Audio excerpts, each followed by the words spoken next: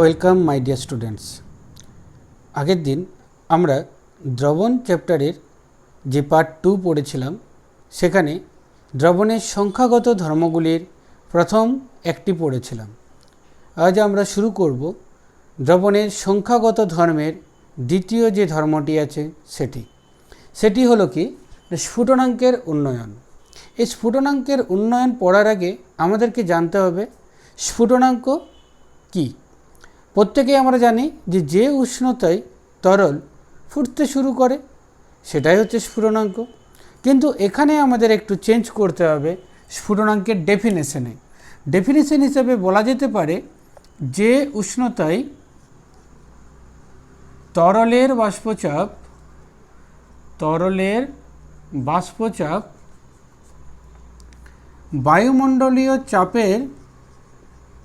বায়ুমণ্ডলীয় চাপের সাথে সমান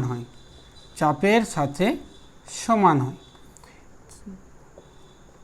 তখনই তরলটি ফুটতে শুরু করে এবং তাকেই বলা হয় তরলের স্ফুটনাঙ্ক।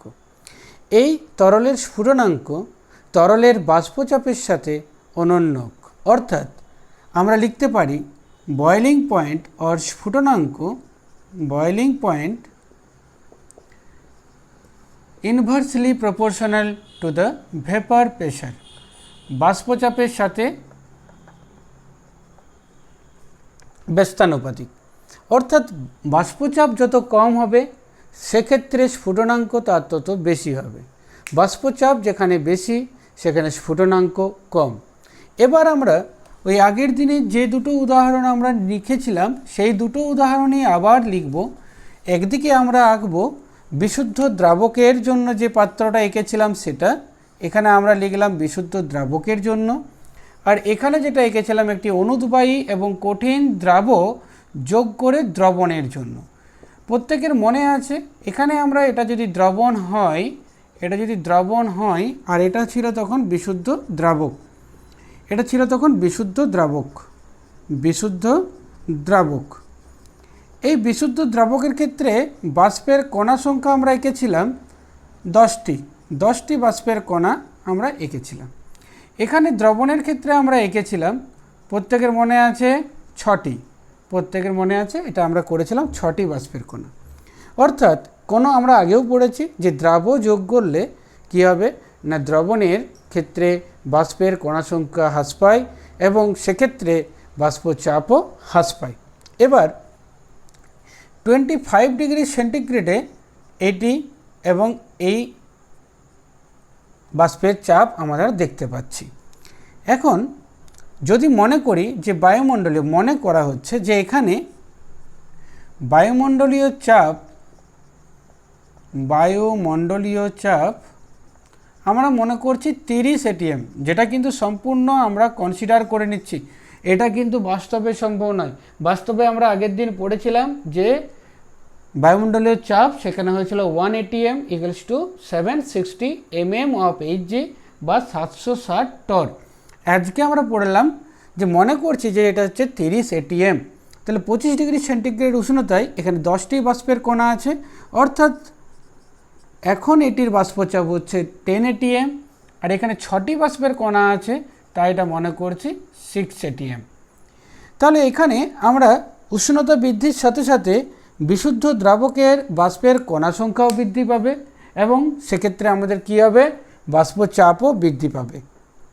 আমাদের টার্গেট 30 atm। এই 30 atm নিয়ে গেলে এই দ্রবণটি বা বিশুদ্ধ দ্রাবকটি এখানে কী হবে, ফুটতে শুরু করবে। তাহলে 6 atm থেকে আমাকে 30 atm নিয়ে যেতে হবে, এখানে আছে 10 atm থেকে আমাকে 30 atm নিয়ে যেতে হবে। এখন এখানে 25 ডিগ্রি সেন্টিগ্রেড উষ্ণতায় এটা আছে, যদি আমরা 10 atm থেকে 20 atm করতে চাই তাহলে আমাকে দ্বিগুণ করতে হবে, আর 30 atm করতে হলে আমাকে উষ্ণতা কত নিয়ে যেতে হবে, 3 গুণ করতে হবে। তাহলে এখন এখানে লিখতে পারি, তাহলে 25 ডিগ্রি সেন্টিগ্রেডের জায়গায় আমরা যদি এর 3 গুণ উষ্ণতাটা করি তাহলে 10 atm বা 10 atm এর জায়গায় 30 atm হবে বায়ুমণ্ডলীয় চাপটি, অর্থাৎ তখন বিশুদ্ধ দ্রাবকটি ফুটতে শুরু করবে। অর্থাৎ বিশুদ্ধ দ্রাবকের স্ফুটনাঙ্ক হবে যেহেতু বিশুদ্ধ দ্রাবক তাই এটিকে আমরা কি লিখব, টিবি, আর বিশুদ্ধ হওয়ার জন্য টিবি নট, সেটা হয়ে গেল কত, 25 ডিগ্রি সেন্টিগ্রেড গুণিত 3 সমান হচ্ছে 75 ডিগ্রি সেন্টিগ্রেড। এখন এখানে আমরা এই 6 ATM থেকে আমরা নিয়ে যাব 30 ATM, 6 ATM থেকে নিয়ে যাব কত, 30 ATM পর্যন্ত। তাহলে এখানে আমরা দেখব যে দ্রবণের স্ফুটনাঙ্ক আমাকে এই উষ্ণতাটা কত গুণ করতে হবে, তোমরা নিজেরাই বলো। 25 ATM থেকে আমাকে কত গুণ করতে হবে, 5 গুণ করতে হবে।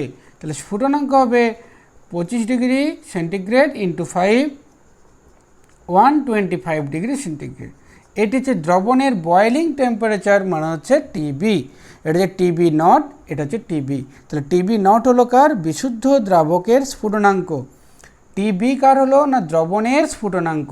তাহলে আমরা দেখতে পাচ্ছি 75 ডিগ্রি সেন্টিগ্রেড এর থেকে অনেক বেশি 125 ডিগ্রি সেন্টিগ্রেড।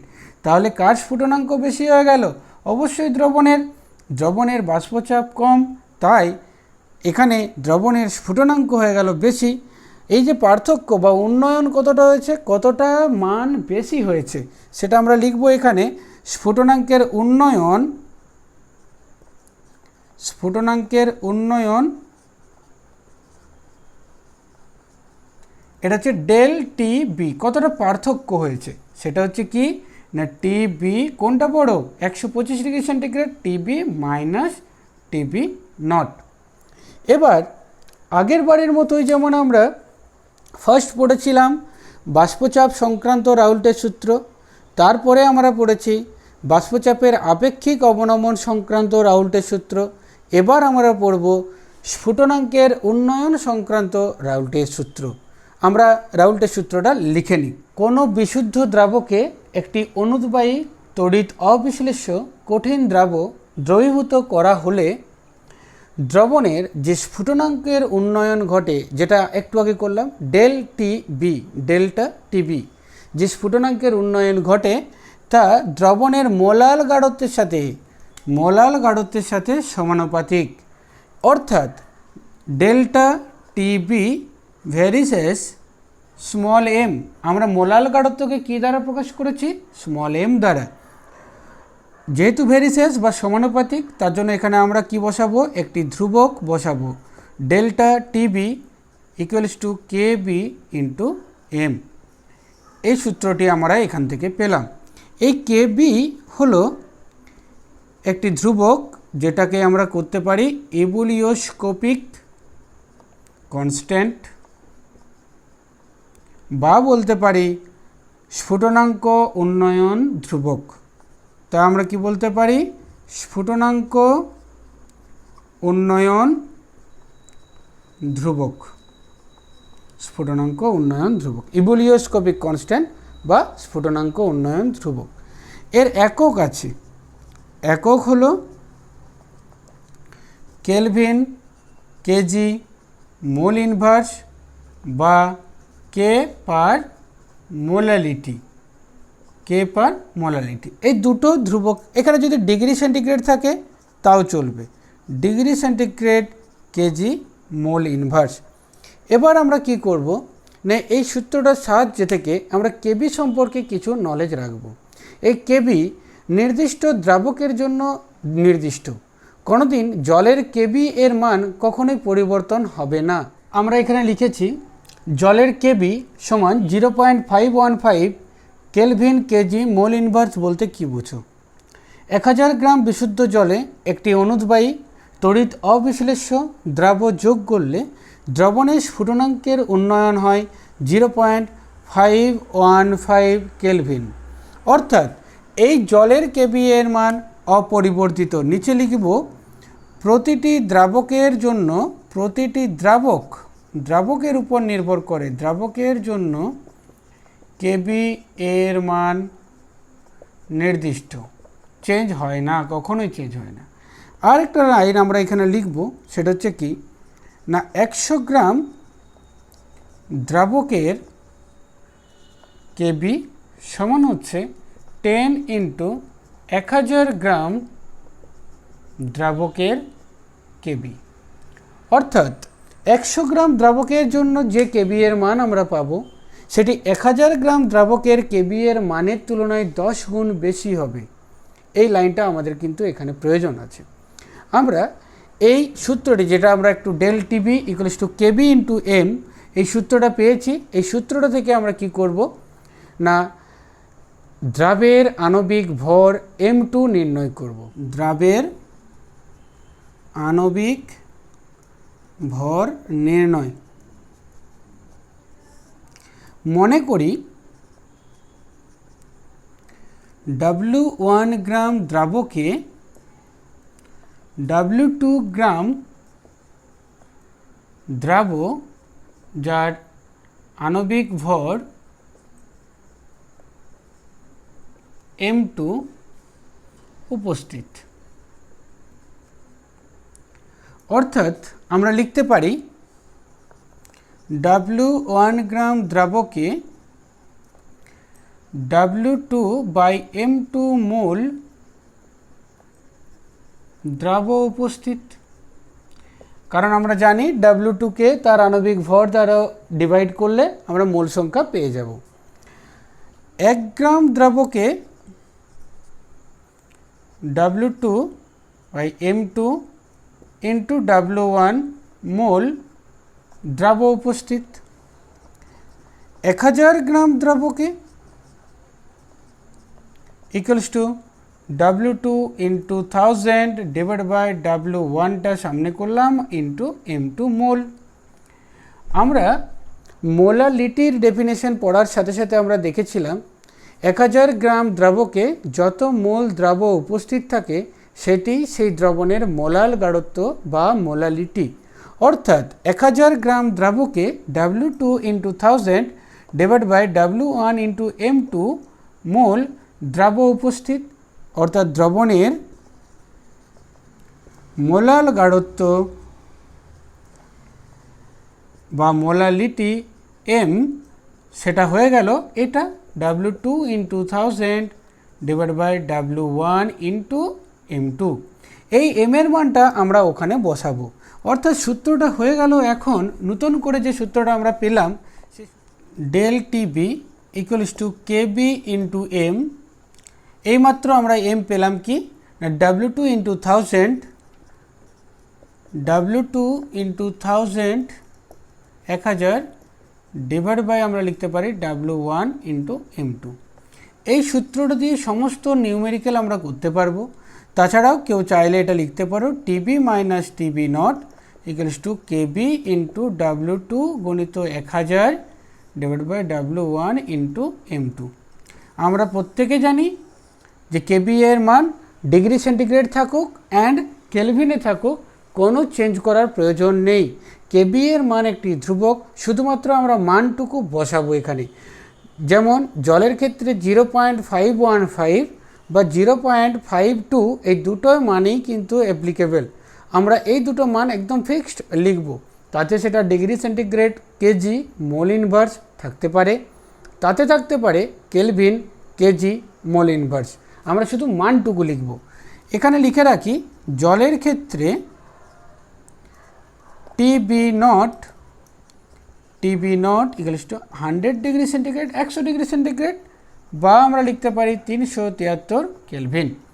এখানে আরেকটি সূত্র হচ্ছে KB equals to R into TB naught তার স্কোয়ার ডিভাইড বাই আমরা লিখে রাখবো 1000 গুণিত স্মল এল ভি।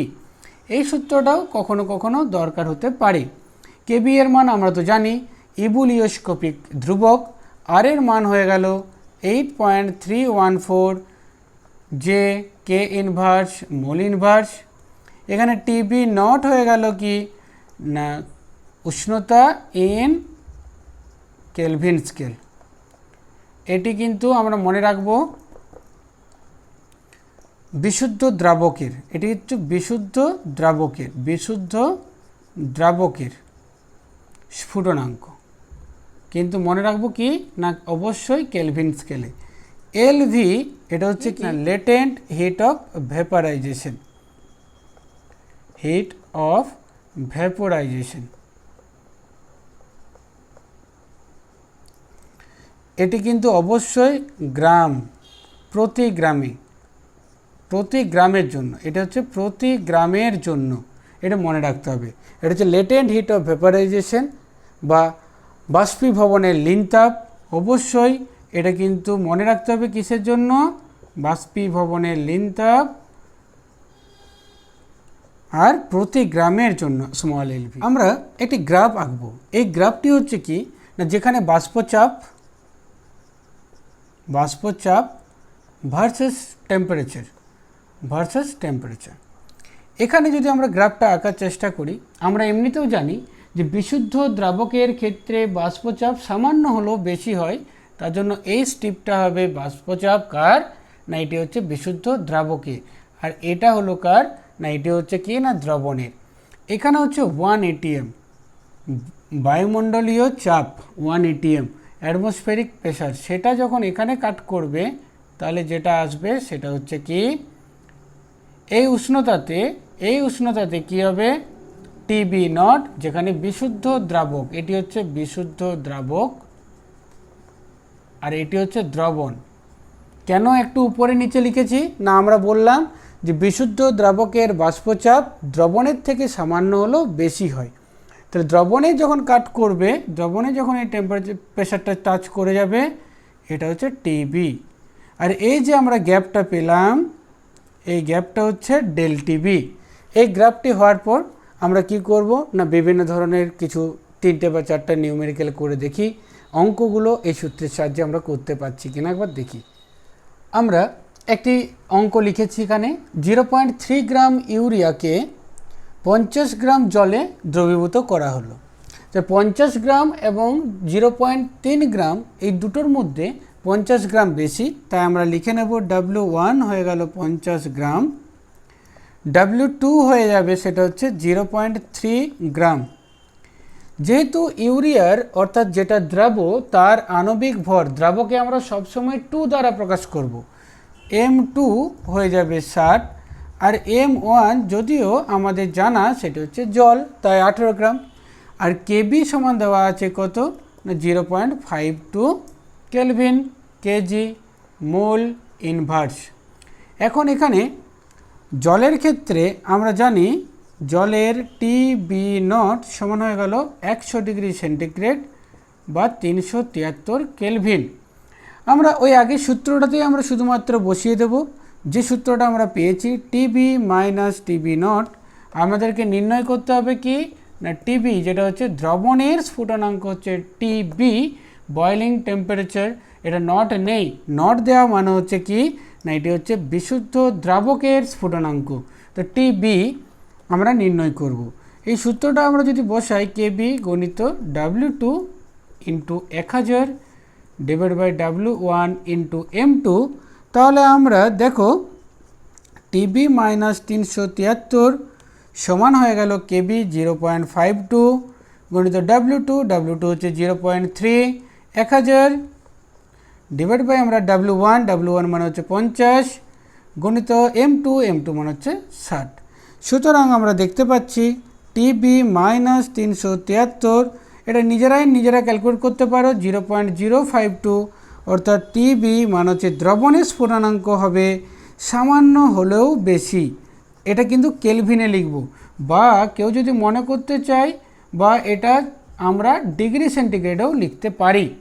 এরকমভাবে নিজেরাও আরেকটা অঙ্ক করব। এখন গ্লুকোজের জলীয় দ্রবণের স্ফুটনাঙ্ক 100.01 ডিগ্রি সেন্টিগ্রেড, ওই দ্রবণে 100 গ্রাম জলে গ্লুকোজ অণুর সংখ্যা কত, কেবি এর মান দেওয়া আছে 0.5।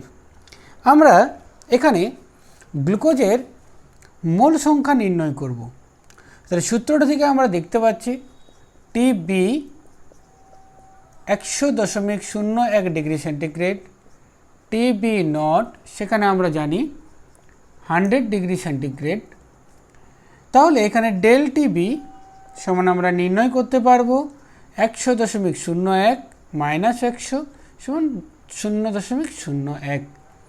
এখানে 100 গ্রাম জলে গ্লুকোজ অণুর সংখ্যা আর কেবি এর মান তো 0.5, অর্থাৎ ডেল টিবি সমান কেবি গুণিত W2 into 1000 divide by W1 into M2। আমরা এই W2/M2 এই মানটা আমরা কিন্তু কি করব, W2/M2 এই মানটা কিন্তু নির্ণয় করব। তাহলে আমরা লিখতে পারি W2/M2 ইকুয়ালস টু আমরা লিখতে পারি del TB ইন্টু W1/KB গুণিত 1000। অর্থাৎ del TBর মান হচ্ছে 0.01, W1 মান হচ্ছে 100 গ্রাম, এই যে এখানে 100 গ্রাম জলে লেখা আছে, ডিভাইড বাই হবে KBর মান 0.5 গুণিত হচ্ছে 1000। অর্থাৎ গ্লুকোজের মোল সংখ্যা হয়ে গেল 0.002। অর্থাৎ গ্লুকোজের মোল সংখ্যা হলো 0.002 মোল। আমরা জানি এইটাকে অ্যাভোগাড্রো নাম্বার দ্বারা মাল্টিপ্লাই করলে বা গুণ করলে আমরা পেয়ে যাব কি না, এখানে গ্লুকোজ অণুর সংখ্যা। গ্লুকোজ অণুর সংখ্যা সমান হয়ে গেল 0.002 গুণিত 6.023 ইন্টু 10⁻23, অর্থাৎ 1.2 ইন্টু 10⁻21T। এরপর আমরা আরেকটি অঙ্ক করব। একটি গুরুত্বপূর্ণ অঙ্ক আমরা এখানে লিখেছি। 40 গ্রাম বেঞ্জিনে 3.24 গ্রাম সালফার দ্রবীভূত করলে দ্রবণের স্ফুটনাঙ্ক বিশুদ্ধ বেঞ্জিনের তুলনায় 0.81 কেলভিন বেশি হয়। বেঞ্জিনের কেবি 2.53 হলে সালফারের সংকেত নির্ণয় করো। সালফারের পারমাণবিক ওজন ব্র্যাকেটের দেওয়া আছে 32।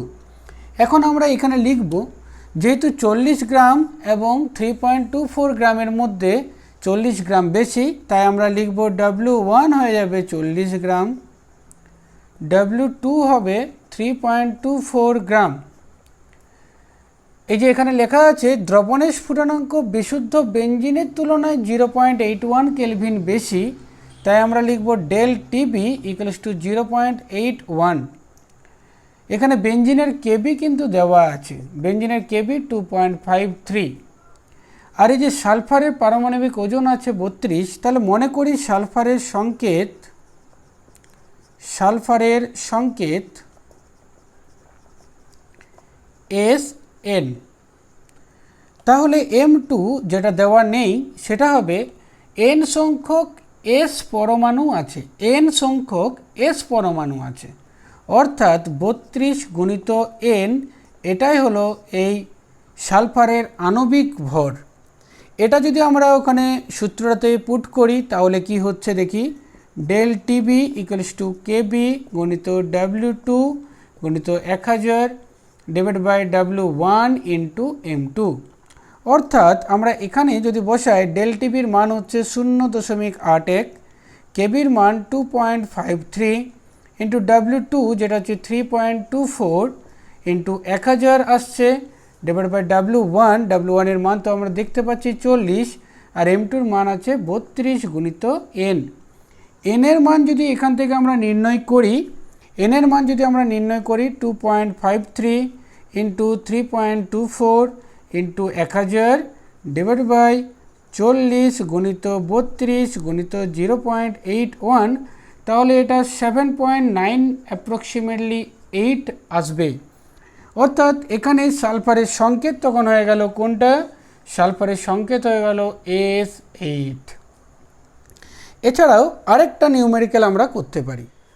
1.25 গ্রাম উইন্টারগ্রিন তেলকে 99 গ্রাম বেঞ্জিনে দ্রবীভূত করলে দ্রবণের স্ফুটনাঙ্ক হয় 80.31 ডিগ্রি সেন্টিগ্রেড।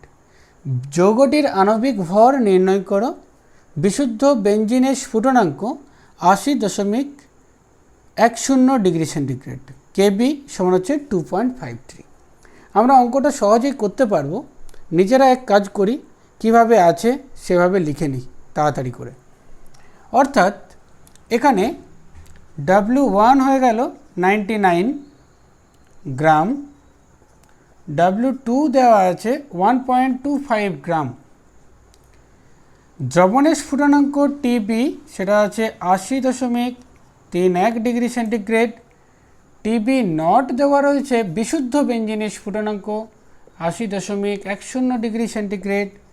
ডেল টিবি আমরা নির্ণয় করে নেব 80.31 মাইনাস 80.10 0.21। কেবি এর মান তো দেওয়া রয়েছে 2.53, সূত্রটাতে বসাবো M2 এর মান নির্ণয় করব, M2 এর মান নির্ণয় করব যৌগটির আণবিক ভর। ডেল টিবি ইকুয়ালস টু কেবি গণিত W2 into 1000 divide by W1 into M2। অর্থাৎ এখান থেকে যদি আমরা M2 এর মান নির্ণয় করি তাহলে হবে KB into W2 into 1000 divide by W1 into del TB. সব মানগুলো এখানে দেখে দেখে বসিয়ে নেব। কেবি এর মান আছে কত 2.53, W2 এর মান কত দেওয়া রয়েছে 1.25 ইন্টু 1000 ডিভাইড বাই আছে W1 এর মান তো দেওয়া রয়েছে 99 ইন্টু ডেল টিবি 0.21। এই মানটা বের করলে হবে 152.11। এটাই হলো এই উইন্টার গ্রিন তেল অর্থাৎ অয়েল অফ উইন্টার গ্রিন এর M2 অর্থাৎ আণবিক ভর। এরপর আমাদের আরেকটি অঙ্ক করব। বিশুদ্ধ ক্লোরোফর্মের স্বাভাবিক স্ফুটনাঙ্ক 61.3 ডিগ্রি সেন্টিগ্রেড। 18 গ্রাম ক্লোরোফর্মে 5.02 গ্রাম নেপথালিন C10H8 দ্রবীভূত করলে দ্রবণের স্ফুটনাঙ্ক হয় 69.5 ডিগ্রি সেন্টিগ্রেড। ক্লোরোফর্মের কেবি নির্ণয় করো এবং ক্লোরোফর্মের মোলার বাষ্পীভবনের লিনতাপ নির্ণয় করো। অর্থাৎ এখানে টিবি নট সমান দেওয়া আছে 61.3 ডিগ্রি সেন্টিগ্রেড, টিবি দেওয়া আছে 69.5 ডিগ্রি সেন্টিগ্রেড, ডেল টিবি সমান দেওয়া আছে 69.5 মাইনাস 61.3 সমান 8.2। এখানে W1 দেওয়া আছে 18 গ্রাম যেটা বেশি আছে, W2 আছে 5.02 গ্রাম। এখানে M2 দেখো দেওয়া আছে, তোমরা নিজেরাই করতে পারবে। 12 ইন্টু 10 120, 12 গুণিত 10 সেটা হচ্ছে 120 হয়ে গেল, আর 8 সেটা হচ্ছে 128, 128। এবার আমরা এখান থেকে সূত্রটা বসাতে পারি, যেটা হচ্ছে ডেল টিবি ইকুয়ালস টু কেবি গণিত W2 into 1000 divide by W1 into M2। और কেবি সমান আমরা লিখতে পারি del TB into W1 into M2 divide by হবে W2 গুণিত 1000 সমান হচ্ছে ডেল টিবির মান এখানে কত দেওয়া আছে 8.2, W1 এর মান দেওয়া আছে 18 গ্রাম, M2 এর মান আমরা নির্ণয় করেছি 128 ডিভাইড বাই আছে W2 যেটা খুব কম মান দেওয়া আছে 5.02 ইন্টু 1000, তাহলে এটা হবে 3.76 কেলভিন কেজি মোল ইনভার্স। এবার এই 3.76 পাওয়ার পরে আমরা কিন্তু ওই যেটা KB equals to R TB naught তার square divide by 1000 into LV আমরা নির্ণয় করতে পারবো এলভি।